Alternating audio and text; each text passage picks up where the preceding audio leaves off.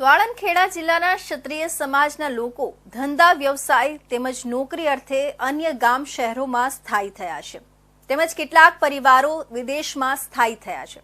ત્યારે સમાજના શિક્ષિત યુવક યુવતીઓને લગ્ન માટે યોગ્ય જીવનસાથી મળી રહે તે માટે સમાજના શિક્ષિત યુવક યુવતીઓનો એકબીજાના પરિવાર સાથે પરિચય થાય તેમજ સમાજના યુવક યુવતીઓને યોગ્ય જીવનસાથી મળી રહે તે માટે આણંદ જિલ્લા ક્ષત્રિય સમાજ સુધારક સંઘના ઉપક્રમે જીવનસાથી પરિચય મેળો યોજવામાં આવ્યો હતો, જેમાં આણંદ જિલ્લામાંથી મોટી સંખ્યામાં લગ્નવાંછુ યુવક યુવતીઓ ઉપસ્થિત રહ્યા હતા અને લગ્નવાંછુ યુવક યુવતીઓનો પરિચય આપતી પુસ્તિકાનું વિમોચન કરવામાં આવ્યું હતું। આણંદ જિલ્લા ક્ષત્રિય સમાજ સુધારક સંઘના પ્રમુખ પુરુષોત્તમ દાસ પરમારે કહ્યું હતું કે સમાજમાં શિક્ષણનું પ્રમાણ વધ્યું છે તેમજ અનેક પરિવારો વિદેશમાં પણ સ્થાયી થયા છે।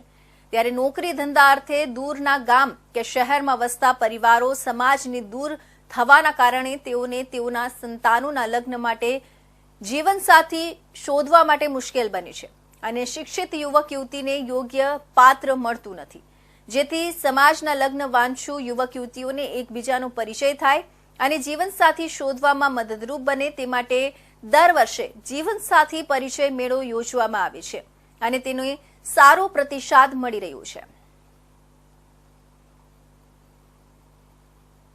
મગનભાઈ પરમાર, આણંદ જિલ્લા ક્ષત્રિય સમાજ પ્રમુખ। જી, આજે જે કાર્યક્રમ છે શું છે એની વિગત? આજના જે પ્રોગ્રામ છે અમારો એ વર્ષો અમે પ્રોગ્રામ રાખીએ છીએ। 33 વર્ષ આ 34મા વર્ષમાં પ્રવેશ થયો અમારો। જે એજ્યુકેશન છોકરા છોકરીઓ છે અને જે બહાર સિટી લેવલે છે, ગવર્મેન્ટમાં છે, એ લોકોને સમય મળતો નથી, સમાજથી દૂર રહી ગયા હોય છે, એટલે એમના માટે ખાસ આવા પ્રોગ્રામ રાખી ભણેલા દીકરા મળે, દીકરીઓ મળે, વિદેશમાં પણ છે એમના, એ પણ એમનો કોન્ટેક્ટ થાય અને આ હેતુ અમારો એટલો જ છે કે ભણેલો વર્ગ સુધારો થાય સમાજમાં। દીકરા દીકરી ભણેલા હોય અને જો આવી રીતે જો પરિચય મેળો રાખીએ તો એકબીજાને દોડાદોડ ના કરવું પડે અને સમાજને વિકાસ થાય, એ હેતુથી અમે પ્રોગ્રામ રાખીએ છીએ અને અમને સારો બહોળો પ્રતિસાદ મળે।